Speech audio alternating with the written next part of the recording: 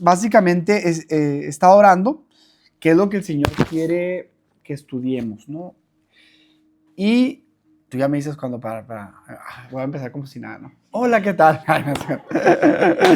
Oye, bueno, vamos a empezar. Y algo que a mí me encanta, una forma de predicar que a mí me encanta es la predicación expositiva. ¿Quién sabe qué significa predicación expositiva? Levante la mano. 3. Muy bien, la predicación expositiva es cuando agarras el texto y el texto te dice el mensaje. Dios inspiró a los autores para que escribieran la Biblia. Entonces Dios tenía un propósito y un mensaje para las personas a que se le dirigió estas escrituras, pero también tiene un propósito para nosotros, ¿no? Que somos su pueblo. Entonces, por ejemplo, la carta a los romanos. Pablo escribió esa carta, inspirado por el Espíritu Santo, ¿y a quién se la escribió? A la iglesia en Roma. Entonces Pablo tenía un propósito específico para la iglesia en Roma, pero como está inspirado por el Espíritu Santo, tenemos que ver lo que Pablo, inspirado por el Espíritu Santo, quería hablar a Roma, a la iglesia en Roma, y luego cómo eso se aplica en el día de hoy en nuestras vidas, ¿no? Entonces, la predicación expositiva es básicamente ver eso, qué el autor quería decir a la audiencia original, y luego cómo eso se aplica a nuestras vidas. Entonces, una de las mejores formas de hacer esto de predicación expositiva es hacerlo por libros. Entonces, he escogido un libro, y este libro es de mis favoritos en toda la Biblia. Yo cuando estaba adolescente escuché que si te metieran a la cárcel y solo te dieran la opción de un libro de la Biblia, y si te quedaras con este libro, te quedas con la esencia del evangelio. Decían los reformadores, ¿no? Que en este está resumido todas las doctrinas más importantes de la Biblia, ¿sí? Entonces, dice, muchos cristianos han intentado como memorizarse este libro, ¿no? Y yo en la adolescencia lo intenté memorizar, ¿sí? No lo logré, o sea, lo hice, pero por capítulos, pero no te lo podía recitar porque ya cuando llegaba el otro se me olvidaba el otro, ¿no? Pero este libro tiene un lugar muy especial en mi corazón. Y la verdad que yo he escuchado a muchos predicadores decir que no se atreven a predicarlo hasta después de muchas décadas de ministerio porque es muy profundo. Pero yo creo que como iglesia Dios quiere profundizarnos. Dios quiere traer fundamento fuerte doctrinal, ¿sí? Y este libro tiene la esencia de la doctrina cristiana. Y creo que necesitamos esto que es la doctrina. Doctrina es otra palabra para enseñanza, ¿no? Y la doctrina es súper importante porque dice Pablo a Timoteo, cuídate de ti mismo y de la doctrina. Haciendo esto te salvarás a ti y a los que te rodean. Es decir, es súper importante cuidarse de uno mismo, de estar buscando al Señor, de poner nuestra confianza en Cristo, pero también de lo que estamos aprendiendo, porque gente se va al infierno por falsa doctrina. ¿Sí?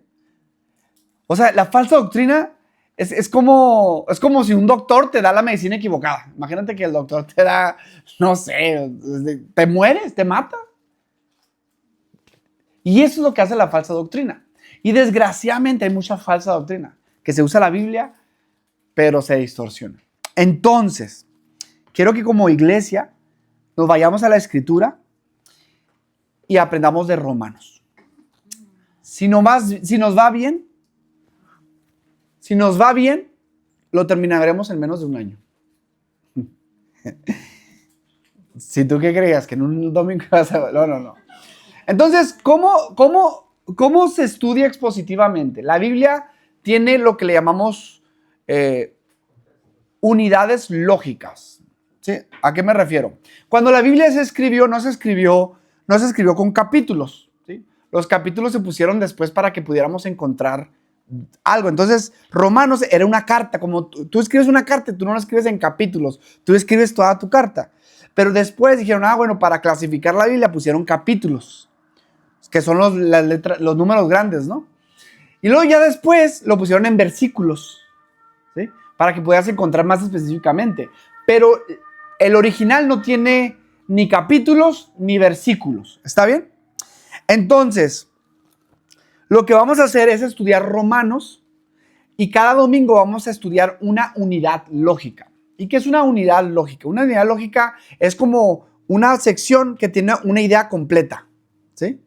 Y porque ya cuando se termina esta idea, se pasa a la otra idea, Pablo, lo pasa a la otra idea, luego a la otra idea. Entonces, porque no podemos cubrir tanto a profundidad en un domingo, pues nos vamos a ir unidad lógica por unidad lógica. Tal vez algunos en sus Biblias tienen como, por ejemplo, si mira, hablan sus Biblias en Romanos. Y en el capítulo 1, dice del 1 al 7, dice saludo. Esa es una unidad lógica. Y luego del 8 al 15, uno dice deseos de Pablo de visitar a Roma. Y luego del 16 al 17, no todas las Biblias tienen eso, pero nomás para que tengas una idea, que eso es una unidad lógica. ¿Está bien? Normalmente está dividido por los títulos. Sí, entonces los títulos los agregaron después, pero te ayuda a saber que eso es una idea completa. ¿Me explico?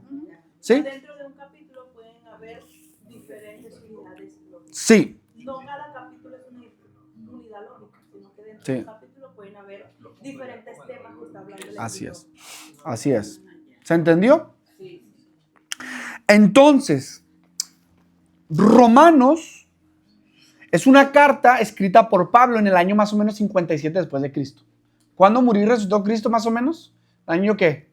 33, 30, o sea, unos dicen que más o menos. Pero Pablo básicamente escribe la carta a los romanos, estaba en su tercer viaje misionero, ya saben que Pablo hizo 3 viajes misioneros que están registrados, y en el tercer viaje misionero estaba pasando por Corintio, y ahí estuvo 3 meses y escribió la carta a los romanos, ¿sí? De hecho, él no la escribió en el capítulo 16, él tenía ¿cómo se llama? Un ChatGPT antiguo, entonces él le dictó y él escribió, creo que se llamaba... Bueno, ahí lo vemos en el capítulo 16. Y Lucas también, ¿no? ¿Qué? Lucas también puede ser que era compañero de Pablo. O sí, Lucas era compañero de Pablo, sí, lo vemos en Hechos. En Hechos, Lucas estuvo en los viajes de Pablo. Entonces, Pablo nunca había ido a la iglesia en Roma. La iglesia en Roma no se sabe quién la fundó. Pero, ¿sí se acuerdan en Hechos 2? ¿Qué pasó en el Hechos 2? Dígame qué pasó en Hechos 2. El Pentecostés, o sea, estaban 120 orando, estaban esperando la promesa del Espíritu Santo y de repente se derrama el Espíritu Santo, empiezan a hablar en lenguas, en otros idiomas y empiezan a hablar las maravillas de Dios. Y dice que había gente de muchos lugares y entre ellos había gente de Roma, dice Hechos 2. Entonces, algunos creen que la gente que vino a Jerusalén para el Pentecostés, para la celebración Pentecostés, eran judíos en Roma, escucharon el evangelio, se convierten, fueron parte de los 3,000 que se convirtieron. ¿Y qué hicieron esos de Roma? Pues se regresaron a Roma y fundaron una iglesia, ¿sí? Entonces recuerden que las iglesias se juntaban en casas, entonces muy probablemente se regresaron, se reunieron los cristianos. Entonces había judíos que se habían convertido a Cristo y luego se empezaron a convertir por el evangelio otros que no son judíos, que en la Biblia le llaman gentiles, ¿sí? O sea, judíos y gentiles, ¿quiénes son? Los que no son judíos. O sea, todos nosotros somos gentiles, ¿sí?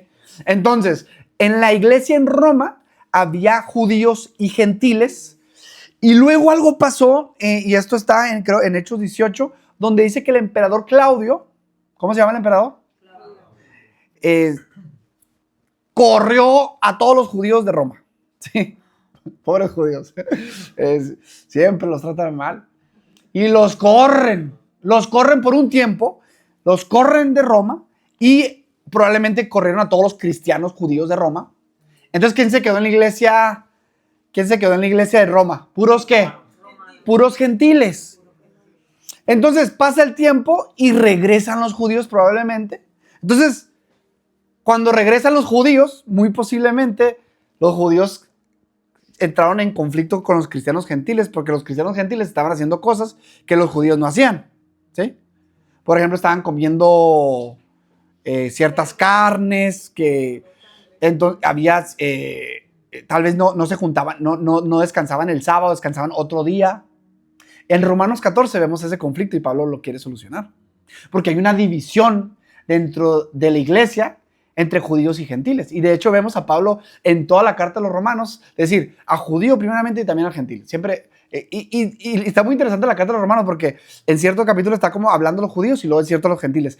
O sea, Pablo está en Corintio y en el capítulo 15 nos manifiesta Pablo su intención de escribir la carta. O sea, Pablo en Romanos 15 nos dice, voy a España. Él venía para acá. ¿Y por qué? Porque dice la Biblia que él mandó Jesús, vayan y prediquen hasta lo último de la tierra. ¿Y qué hay en Galicia? ¿Cómo se llama? Finisterre. Entonces, para Pablo, lo último de la tierra era España. Entonces, Pablo, obedeciendo el mandato de Cristo de ir hasta lo último de la tierra, dice en el capítulo 15, ya llené todo hacia el evangelio, ya no me tengo lugar, ahora voy a España. Entonces, Pablo, pues, obviamente, ¿cuál era su base, su iglesia base para ir a todos estos viajes misioneros? ¿Saben cuál era? Hechos 13. ¿Cómo se llama la iglesia? ¿Cómo? Iglesia de Antioquía. Entonces, la iglesia de Antioquía fue la que envió a Pablo y a Bernabé a los viajes misioneros y siempre Pablo regresaba a la iglesia de Antioquía para reportar y luego en la iglesia de Antioquía lo enviaba y otra vez regresaba, ¿no? Pero Pablo ya se iba a ir de Asia. Ahora iba a ir hasta España y no tenían vuelos Iberia. O sea, eran muy lejos. Entonces Pablo necesitaba una nueva base. ¿Y qué iglesia estaba más cerca de España? Roma. La iglesia en Roma. Entonces Pablo lo expresa y cuando vayamos al capítulo 15 lo vamos a ver más a detalle. Pero Pablo en capítulo 15 dice, ok, quiero que ustedes, iglesia en Roma, me encaminen para llegar a España. O sea, la palabra encaminar y todo eso se refiere a como que quiero que me apoyen financieramente, en oración, que me acojan. Pero hay un problema. La iglesia está dividida en Roma. Y de hecho ni conoce a Pablo. Entonces Pablo se tiene que presentar quién es él, qué es lo que cree. Y también tiene que presentar una base bíblica para que lo apoyen en la misión. Esa es la carta a los romanos. Qué fuerte, ¿no?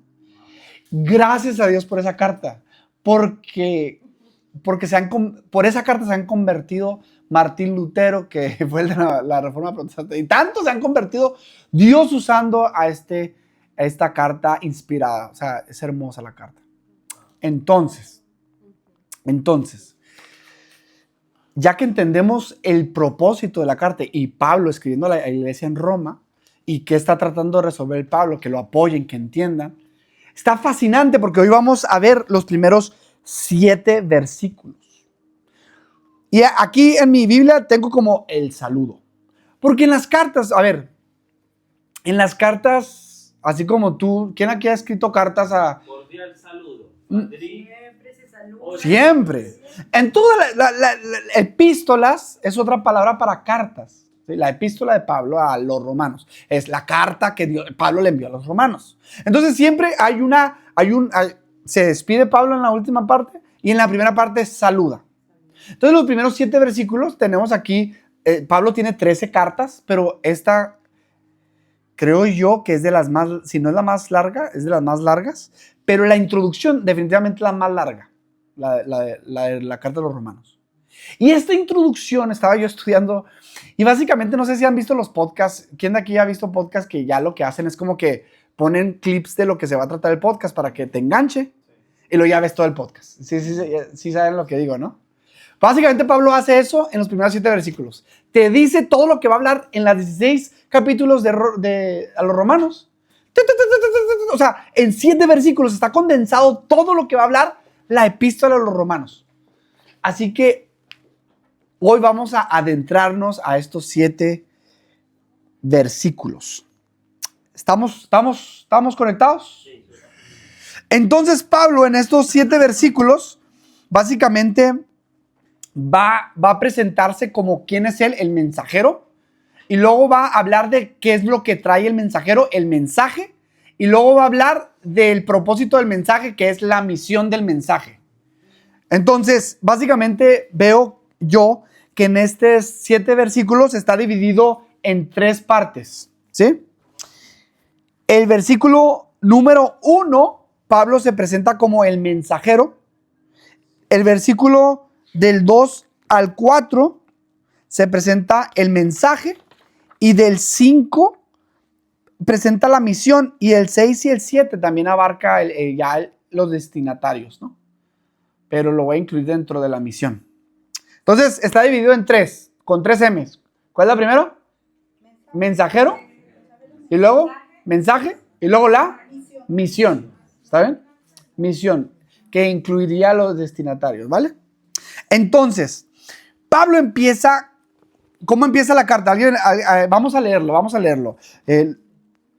Pablo, siervo de Jesucristo, llamado a ser apóstol, apartado para el evangelio de Dios que le había prometido antes por sus profetas en las Santas Escrituras, acerca de su Hijo, nuestro Señor Jesucristo, que era el linaje de David según la carne, que fue declarado Hijo de Dios con poder según el Espíritu de santidad por la resurrección de entre los muertos, y por quien recibimos la gracia y el apostolado para la obediencia y la fe en todas las naciones por amor de su nombre, entre los cuales estáis también vosotros, llamados a ser de Jesucristo, a todos los que están en Roma, llamados a ser de santos, gracia a vosotros y paz de parte de Dios nuestro Padre y del Señor Jesucristo. Ok, entonces el primer versículo, básicamente Pablo se está presentando. Empieza diciendo Pablo, ¿sí? ¿Quién es este Pablo? ¿Se acuerdan quién es Pablo? Pablo se llamaba Saulo, ¿no? Saulo mira lo que dice Filipenses 4. Pablo dice quién era antes. Dice, aunque yo mismo podía confiar. Filipenses 3:4 dice, aunque yo mismo podía confiar también en la carne, si alguno otro cree tener motivo para confiar en la carne, yo mucho más. Circuncidado al 8º día, del linaje de Israel, de la tribu de Benjamín, hebreo de hebreos, en cuanto a la ley, fariseo, en cuanto al celo, perseguidor de la iglesia, en cuanto a la justicia de la ley, hallado irreprensible. O sea, Pablo básicamente estudió bajo uno de los mejores eruditos de los judíos de la ley, Gamaliel. Y este Pablo, que también es Saulo, básicamente era un estudioso de la palabra. Fariseo, ahorita vamos a ver más qué significa fariseo, pero fariseo significa apartado para la ley. Los fariseos, la palabra fariseo, o sea, significa apartado, separado para el estudio de la ley. Entonces los fariseos era como una secta entre los judíos que se memorizaban la ley, la estudiaban y dice la Biblia, dice Pablo que él era fariseo de fariseos, hebreo de hebreos, fariseo de fariseos. O sea, él era top, ¿sí? Y no nomás eso, sino que mandaba a matar a los cristianos. Él era el que perseguía a los cristianos, los mandaba a matar. Y de repente Pablo, rumbo a Damasco, se le aparece Cristo y le dice, Saulo, Saulo, ¿por qué me persigues? Le dice, Saulo, Saulo, ¿por qué me persigues? ¿No? Entonces, Saulo se cae y dice, sí. Entonces Jesús se le aparece, Pablo tiene un encuentro con el Señor, se queda ciego, ora por él, creo que se llama Ananías, se le quitan las escamas y luego Bernabé lo introduce a la iglesia y Saulo empieza a predicar por doquier y luego Saulo... de repente Bernabé, años después, le dice, vente para Antioquía. El Espíritu Santo en Hechos 13 los manda y empiezan a plantar iglesias por todo Asia y todo Asia conoce de Jesucristo y Dios usa a Pablo. Pablo escribe 13 cartas. La Biblia, el Nuevo Testamento tiene 27 libros y Pablo escribe casi la mitad del Nuevo Testamento. O sea, Pablo se está introduciendo en la carta de los Romanos. ¿Y cómo se introduce? Su nombre. Cuando te preguntan, ¿quién eres tú? Siempre que dices, tu nombre, Pablo. Y luego Pablo dice, siervo de Jesucristo. De Cristo Jesús. Entonces es interesante que Pablo lo primero que se introduce es como siervo de Jesucristo. ¿Qué entienden por la palabra siervo? Sí, entonces en el original, en el griego que se escribió, el griego koine, no es una palabra más cercana, es doulos, que es esclavo. Entonces Pablo está diciendo, Pablo, antes de decir cuál era su función, ahorita lo dice apóstol, pero antes de eso, habla de su identidad. ¿Quién es Pablo? Pablo es un esclavo. ¿Pablo se pertenece a sí mismo? No. Pablo ya no se pertenece a sí mismo. Pablo es un esclavo y Pablo tiene un amo. Y Pablo no puede hacer lo que el Pablo quiere. Pablo va a hacer lo que su amo quiere. Entonces, esto de presentarse como siervo de Jesucristo, de Cristo Jesús, está hablando de que él ya no se pertenece a sí mismo, y también nos está apuntando que en el capítulo 6 nos va a hablar de esto. De hecho, para que tenga una probadita del capítulo 6, Pablo dice que tú también eres esclavo. Mira lo que dice en el versículo 16. ¿No sabéis que cuando os presentéis a alguno como esclavos para obedecerle, sois esclavo de aquel a quien obedecéis, ya sea del pecado para muerte o de la obediencia para justicia? O sea, Pablo en el capítulo 6, después vamos a ahondar más en eso, dice, tú eres esclavo, ya sea del pecado o de la justicia, del pecado o de Jesucristo. Pero gracias a Dios que aunque erais esclavos del pecado, os hicisteis obedientes de corazón a aquella forma de enseñanza a la cual fuisteis entregados, y habiendo sido libertados del pecado, os habéis hecho siervos de la justicia. Entonces, Pablo va a introducir este tema capítulos después, pero ya está diciendo, yo soy esclavo de Jesucristo. Y no nomás es esto, estaba estudiando la frase, y no es como una frase de deshonra o de humillación. De hecho, cuando se presenta a Moisés en Éxodo 14:31, lo pueden anotar, y les animo que traigan sus cuadernos para anotar y aprender, porque lo que vamos a aprender hoy es mucha carne, ¿está bien? Y esto no lo pueden digerir tan rápidamente. Entonces, me desvelé haciendo esta predica. Yo les animo a que anoten, escriban, para que después ustedes lo puedan estudiar. Pero Éxodo 14:31, no lo vamos a leer, pero básicamente habla de Moisés como Moisés, siervo del Señor o de Yahweh. De David, en el Salmo 18, habla David como el siervo del Señor, de Yahweh. Entonces, era como un título de honra decir, soy siervo o esclavo del Señor. Y Pablo está diciendo, soy siervo, esclavo del Señor, pero no dice Yahweh, dice ¿de quién? De Cristo Jesús, porque Jesús es Yahweh. Él es Dios. Es muy fuerte lo que está pasando aquí en esta primera frase que Pablo está diciendo. Entonces Pablo, pues, no se pertenece a él. Y yo te quiero animar a esto, es de que como cristiano es un recordatorio de que no nos pertenecemos. A veces escucho a muchos cristianos que creo que no han entendido su realidad. No, es que yo no quiero eso. No. Como si tuviéramos opción. O sea, entre más maduras, más entiendes que estás muerto. O sea, que ya no vives tú. Que no se trata de lo que tú quieres, sino de lo que Él quiere. Porque Él se presentaba así, o sea, a los romanos, ¿era porque no le conocían?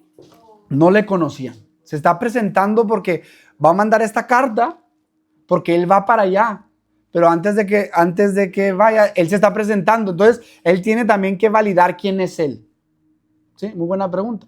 O sea, Él está validando quién es Él para que los romanos dicen, pues, ¿tú qué? ¿Qué dices? Como dicen aquí. Vale, yo soy siervo de Jesucristo. Y lo dice, llamado a ser, ¿qué? Apóstol. Entonces, Pablo es esclavo de Jesucristo, pero es llamado. O sea, Pablo dijo, ¿yo escogí ser apóstol? Pablo dijo, me dio la gana, fíjate que tuve una revelación y bueno, se me hace que me encanta eso de ser apóstol. No. Dice, llamado. ¿Quién lo llamó? Jesucristo, el amo. Quiere decir que cuando Dios llama a alguien, no se trata de nosotros, llamándonos a nosotros mismos. Tenemos un llamado de parte de nuestro Señor. Y cuando el Señor nos llama, nosotros obedecemos. Ahora les voy a decir algo, todos somos llamados a servirle, pero no todos tienen llamado a ser apóstol. ¿Sí? En Efesios capítulo 4 habla que Dios ha dado dones a la iglesia. ¿Sí? Y es interesante porque cuando tú lees en otros pasajes que Dios ha dado dones, el Espíritu Santo da dones a las personas, como, a ver, dígame dones que Dios da. ¿Don de lenguas? ¿Y don de qué? Sanidad. Esos, la Biblia habla que son el Espíritu Santo dando dones a quien Él quiere.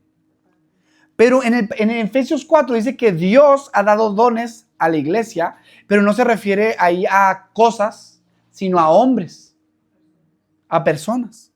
Y dice que da apóstoles, profetas, pastores, maestros, evangelistas. Entonces Dios da a estas personas dones a la iglesia para que la iglesia sea equipada para la obra del ministerio. Entonces no todos son llamados a ser apóstoles, no todos son llamados a ser evangelistas, no todos son llamados a ser pastores, no todos son llamados a ser maestros. Todos somos llamados a servirle, todos somos llamados a amarle, a compartir de Jesús, a ser discípulos, sí. Pero estos apóstoles, profetas, no todos tienen esta función dentro de la iglesia, ¿sí? Ahora, déjame aclarar algo. La Biblia dice que nomás hay 12 apóstoles, ¿sí? De hecho, cuando se muere Judas, o sea, Jesús no escogió a 20 apóstoles. ¿Cuántos escogió? 12. Y de hecho en Apocalipsis vemos que cada una de las puertas o de las, no me acuerdo si de los cimientos, o sea, cada puerta de Jerusalén tiene, sí, tiene el nombre de uno de los apóstoles, ¿no? Y dice, y se sentarán sobre 12 tronos para juzgar. O sea, 12 apóstoles. De hecho, cuando se muere Judas, tuvieron que votar para que uno fuera contado entre los 12.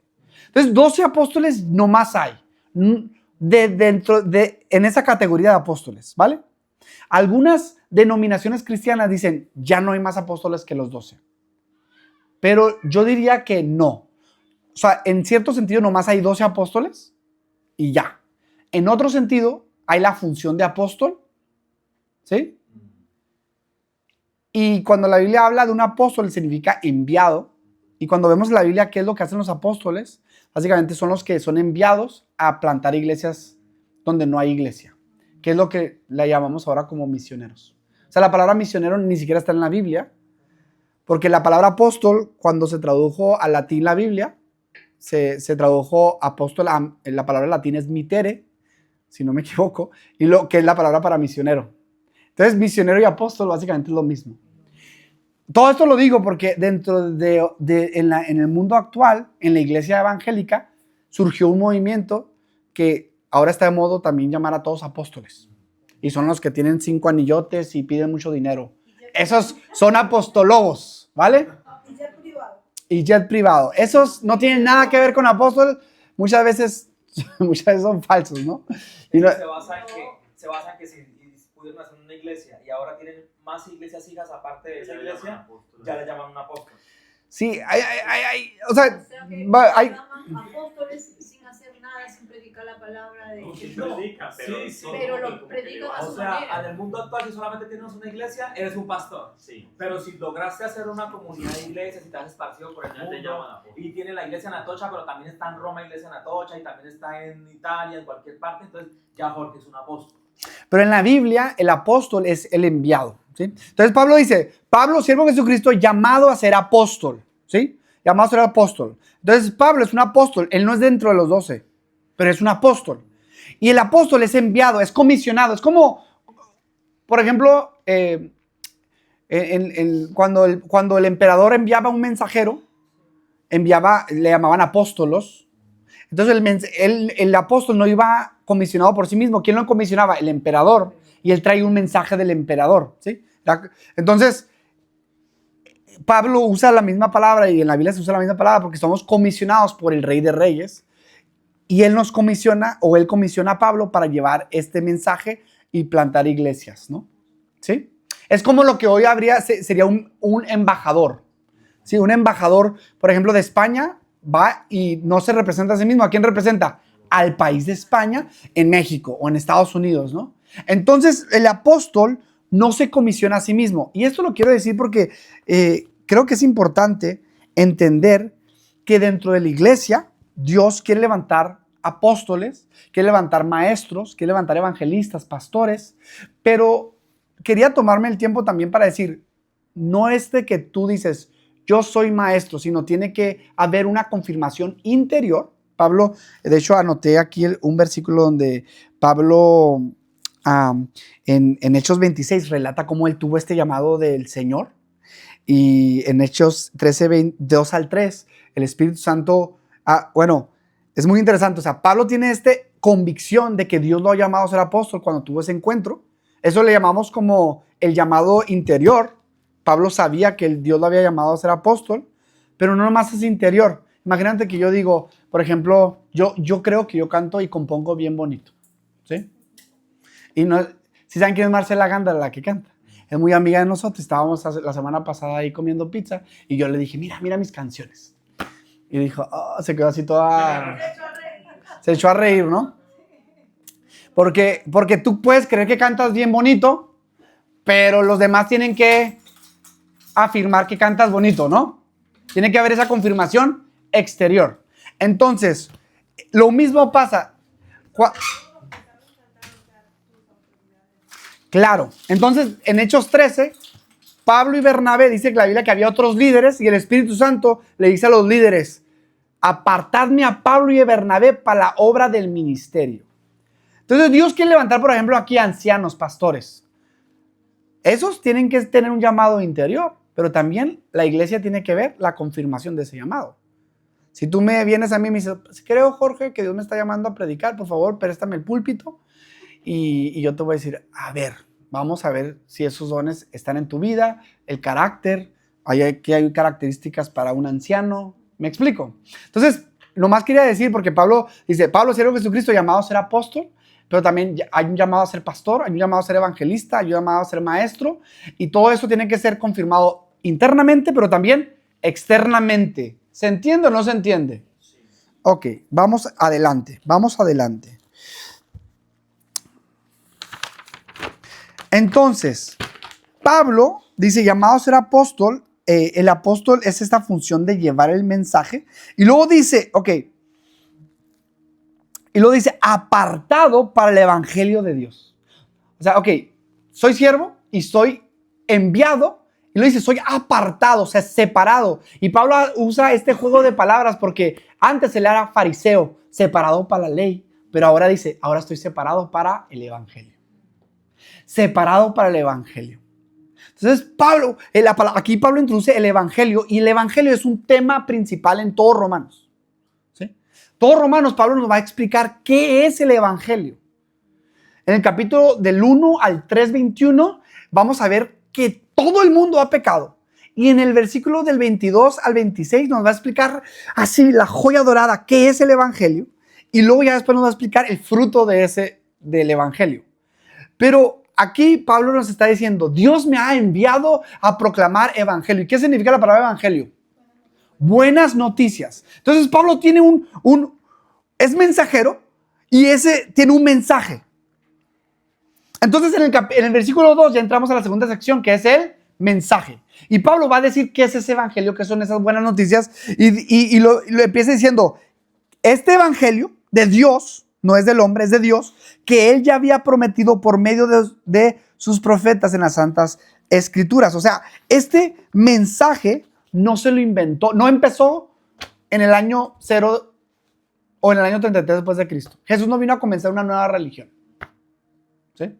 Buda vino y estableció el budismo. Mahoma vino y estableció el Islam. Pero Jesús es el cumplimiento de las profecías de miles de años antes. Entonces Jesucristo, todo el Antiguo Testamento, ¿por qué leemos el Antiguo Testamento? Porque es relevante. Porque todo el Antiguo Testamento, cuando Pablo habla de las Santas Escrituras, está hablando del Antiguo Testamento. Porque en ese entonces ni siquiera había Nuevo Testamento. Entonces Pablo está diciendo, el Evangelio había sido prometido. De hecho, desde Génesis 3:15, Dios le dice a la serpiente, serpiente, un día van a ser de la mujer uno que te va a aplastar la cabeza. Ya estaba prometiendo al Hijo del Hombre. Dios le dice a Abraham en Génesis 12 que por medio de él serán benditas todas las familias de la tierra. ¿Y a quién estaba hablando? De Jesucristo, el prometido. ¿Sí? Y luego vemos que Dios le promete a David que de él va a salir un rey y que tendrá un reino eterno. Y tantas promesas. Todo está apuntando a Cristo, a Cristo, a Cristo, a Cristo, a Cristo, a Cristo, a Cristo, a Cristo. De hecho, me voy a tomar un momento porque Jesucristo en Lucas 24, cuando muere y resucita, está con sus 12 apóstoles. Y mira lo que dice el versículo 44. Dice, Y les dijo esto a los 12 apóstoles ya resucitado. Esto es lo que yo decía cuando todavía estaba con vosotros, que era necesario que se cumpliese todo lo que sobre mí está escrito en la ley de Moisés. O sea, Génesis, Éxodo, Levítico, Número, Deuteronomio. Profetas y en los Salmos, o sea, todo el Antiguo Testamento. Entonces les abrió la mente para que comprendieran las Escrituras y les dijo, así está escrito que el Cristo padeciera y resucitara de entre los muertos al tercer día y que en su nombre se predicara el arrepentimiento para el perdón de pecados de todas las naciones. O sea, Jesús está diciendo, todo el Antiguo Testamento habla de mí. Eso es maravilloso porque, de hecho, Pablo, a través del Romanos, va a tejer esto y vamos a ver cómo el Antiguo Testamento apunta a Cristo. Lo vamos a ver en Romanos. Entonces, Pablo nos está dando esta introducción en estos primeros versículos. Entonces, este evangelio que él tiene la comisión de predicar está prometido por las Santas Escrituras. Y luego, ¿qué dice la siguiente frase? Dice, ahora sí, vamos a hablar del contenido del mensaje. ¿Y qué dice el contenido del mensaje? A ver, dígame, ¿qué dice? ¿A quién le llama? Aquí dice el versículo 3. ¿Cómo empieza? ¡Ah! ¿Qué es el evangelio? El evangelio, más que un dogma, es una persona. Aquí está. Dios me ha dado un mensaje, una buena noticia, dice Pablo, acerca de su Hijo. Jesucristo es la buena noticia. Nosotros proclamamos a una persona. Jesús. Se trata de Él. De hecho, Juan 17:3, Jesús dice, y esta es la vida eterna, que conozcan al Padre y al Hijo que han enviado. ¿Qué es el Evangelio? El Evangelio es Jesús. Y Él murió y resucitó para que tengamos acceso a Jesús. Porque el pecado nos separaba. Pero de nada sirve nomás ser perdonado del pecado para que sigas viviendo tu vida. Dios nos rescató de nuestros pecados, iglesia, para que disfrutemos y deleitemos en el Hijo, al Padre y al Espíritu Santo. Dios no nos ha rescatado para que tengamos un boleto al cielo, sino para que encontremos a Cristo y hemos encontrado la vida eterna y que le conozcamos y lo disfrutemos y le demos a conocer. Él es el Evangelio.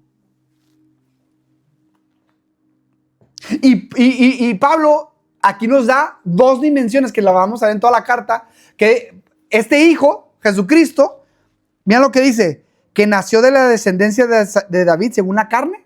Entonces va a hablar, o sea, como que David viene de la parte humana, y luego dice, y que fue declarado Hijo de Dios con poderes conforme al Espíritu de Santidad por la resurrección de los muertos. Entonces es muy importante lo que Pablo está diciendo aquí. El Evangelio es Jesucristo y Jesucristo es una persona humana, de carne y hueso. Porque los gnósticos decían que Él era un espíritu. ¿Sí?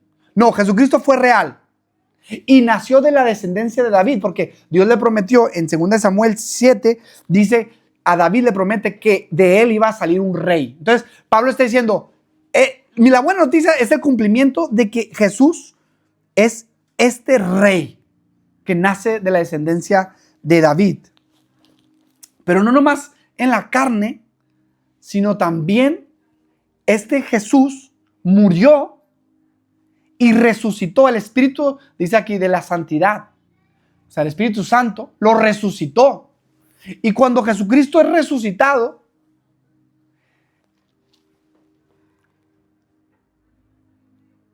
fue hecho hijo de Dios.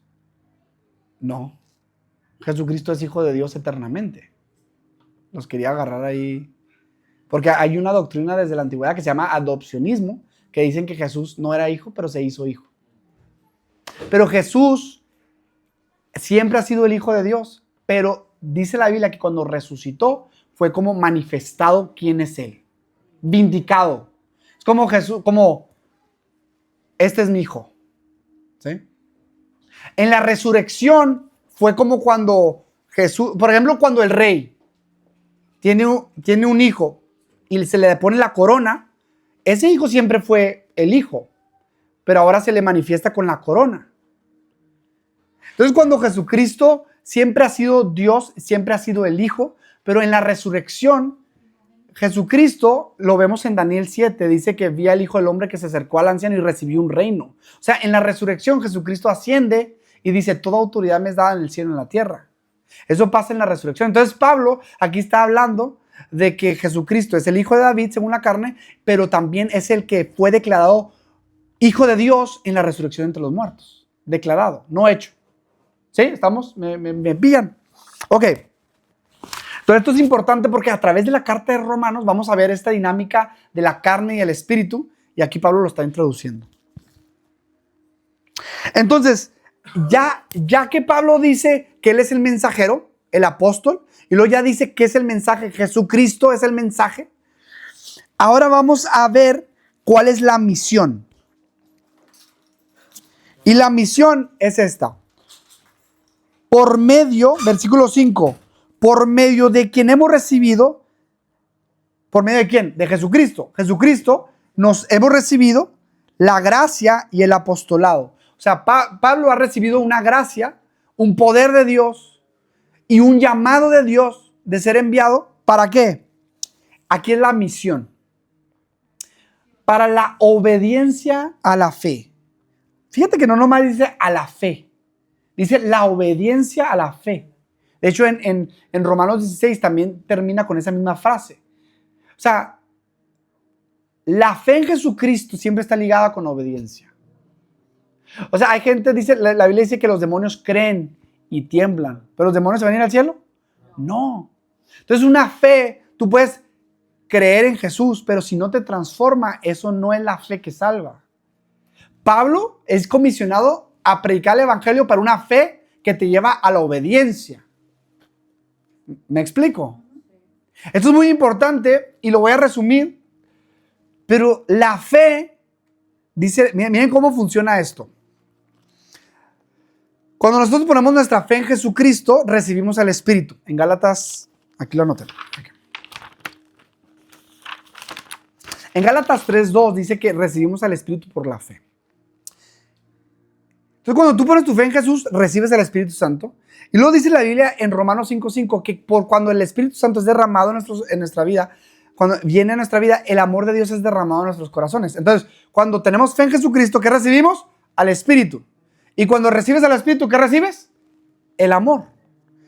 Y dice la Biblia en Romanos 13:10 que el amor es el cumplimiento de la ley. Porque cuando tú amas, tú cumples la ley. Porque cuando amas, no robas. Cuando amas, no adulteras. ¿Sí? Cuando amas a tu esposa, no vas a adulterar. Cuando amas a tu prójimo, no le vas a quitar. Cuando amas a tu prójimo, no lo vas a codiciar. Cuando amas a tu prójimo, no lo vas a matar. Entonces, el amor es el cumplimiento de la ley. Por lo tanto,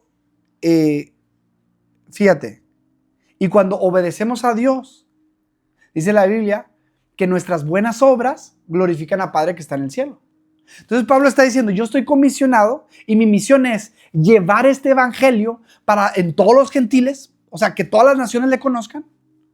Pablo ya está preparando a la iglesia en Roma desde los primeros versículos, decirle, voy a España, ¿sí? Y necesito que entiendan esto, porque la misión es ir a todos los gentiles para que crean en Jesús y que reciban al Espíritu Santo, sean llenos del amor de Dios y que obedezcan. Y esa obediencia, aquí está una frase súper importante que no la podemos descuidar, por amor de su nombre. Es una frase tan importante para nosotros como cristianos entender por amor de su nombre.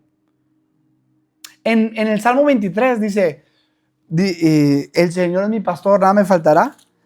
¿Y qué más dice? ¿Y por qué nos va a hacer descansar? Y hará por sendas de justicia por amor de su nombre. Por amor de su nombre. En Ezequiel 36 dice que Él nos va a salvar. ¿Por qué? Por amor de su nombre. Dice, de hecho hay un pasaje que dice que yo no lo hago por ustedes, porque son muy malos. Lo hago por amor a mi nombre. En toda la Biblia vemos que Dios tiene un nombre. ¿Qué significa un nombre? La reputación de Dios. El carácter de Dios. ¿Sí? Es como dice, esa persona es de buen nombre, ¿no? Dios tiene un nombre, Él es santo, Él es perfecto, Él es justo. Pero desgraciadamente el pecado del hombre ha blasfemado el nombre de Dios. El nombre de Dios ha sido, o sea, se supone que nosotros somos imagen que refleja a Dios en todo el mundo, pero en vez de reflejarle, le distorsionamos. Romanos 7. ¿Sí? Y de hecho dice que el nombre de Dios en Romanos 2, dice que el nombre de Dios es blasfemado entre los gentiles por causa de los judíos que habían desobedecido a Dios. Entonces, el evangelio lo que viene a hacer es santificar el nombre de Dios. Por eso el Padre nuestro dice, Padre nuestro que estás en los cielos, ¿qué dice? Santificado sea tu nombre. O sea, el nombre de Dios tiene que ser santificado, glorificado por lo que es Él. No que Dios necesita de que nosotros le vindiquemos. Él es Dios. Como dice en Romanos 3, antes bien sea Dios veraz y todo hombre mentiroso. O sea, Dios es perfecto. Pero lo que hace el evangelio es de que nos transforma y nos restaura otra vez a la imagen de Él. Y ahora le podemos glorificar por quién es Él. Sí. Esto lo vamos a profundizar más. Pero todo se trata de amor a su nombre.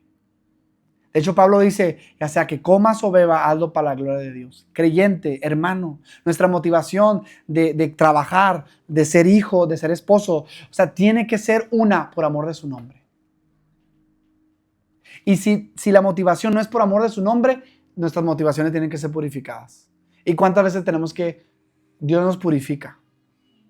¿Para qué lo estamos haciendo? ¿Para qué? Pablo decía, todo lo que hago no lo hago para tener un buen nombre yo, para tener un buen ministerio yo, para pasármela bien, porque me gusta, por amor de su nombre. ¿Por qué te quieres casar? ¿Por qué quieres ese trabajo? ¿Por qué quieres esos proyectos? ¿Para ti? ¿O por amor de su nombre? Y si no, dile, Dios, examina mi corazón y ve si hay en mí camino de perversidad y guíame al camino eterno, porque yo no quiero hacer las cosas para mí. Y el Espíritu Santo, la tarea del Espíritu Santo es santificarnos, es llevarnos, purificar nuestras motivaciones, porque muchas veces nuestras motivaciones no es correctas. Aún para venir a la iglesia, a veces nuestra motivación puede ser incorrecta. Y pasan tribulaciones y pruebas y gente se va. ¿Cuántas veces yo he visto a gente venir a Cristo y se va? ¿Por qué? Porque su motivación era, pues, saber que Dios me puede dar. Pero no es por amor de su nombre. ¿Sí ven la diferencia? Que seamos un pueblo como Pablo, que todo lo que hace, lo hace por amor de su gloria, de su nombre, que nuestras motivaciones, Él las purifica, porque la verdad que tendemos a hacerlo por amor a nosotros. ¿Sí ven la diferencia?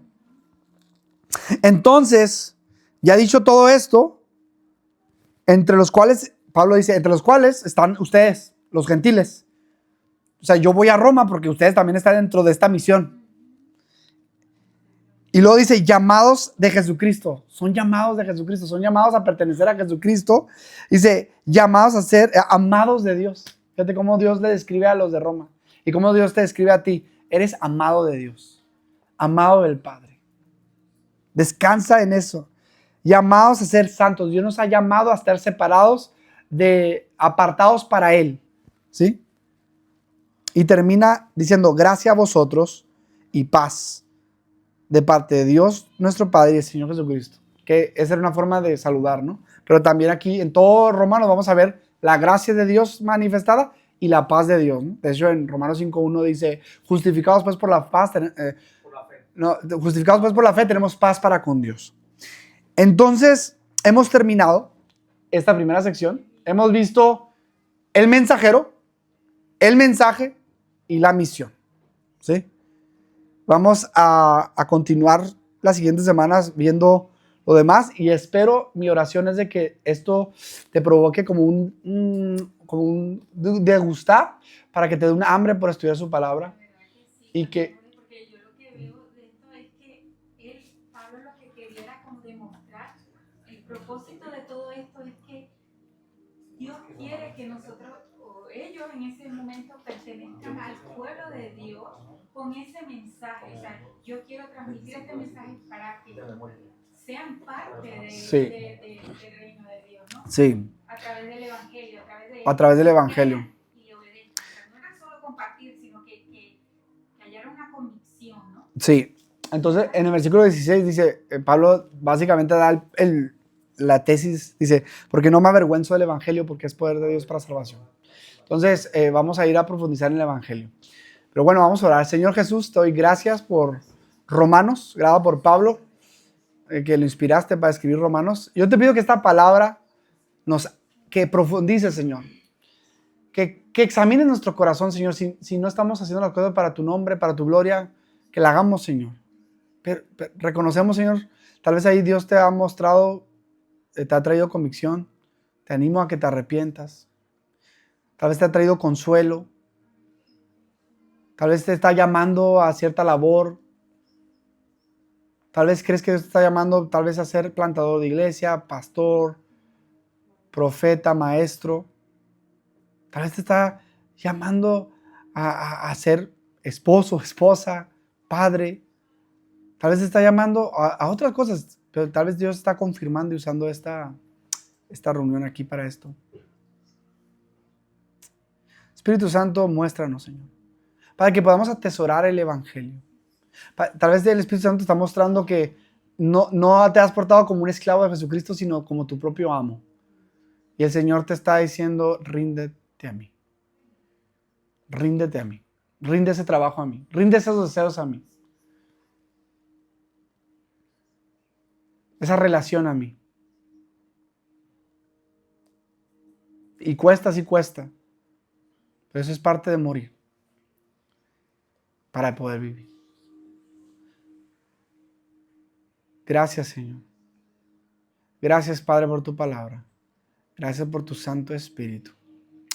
Danos hambre, Señor. Y yo te pido por la iglesia, Señor, que podamos tener un fundamento fuerte, profundo, para nosotros, ya que el Evangelio, estamos aquí en España, lo llevemos a las naciones. En el nombre de Jesús. Amén. Amén. Pues concluimos, pues. Y se nos fue Anderson. Entonces, pues sí.